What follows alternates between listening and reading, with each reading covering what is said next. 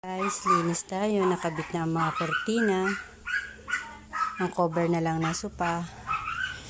I-binrush ko kasi yung sopa guys para malinis. Binrush ko siya ng bawon. Ayan guys, diba? Malinis. Masarap kasi sa bahay pag malinis guys. Ang gandang tignan, maalwan. Diba? May mga kortina, nilabahan ko yan eh. Oh, guys, diba?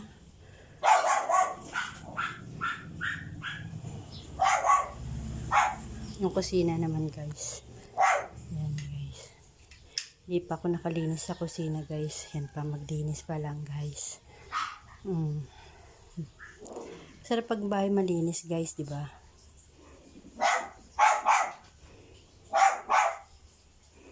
Ganda pag malinis, di ba guys?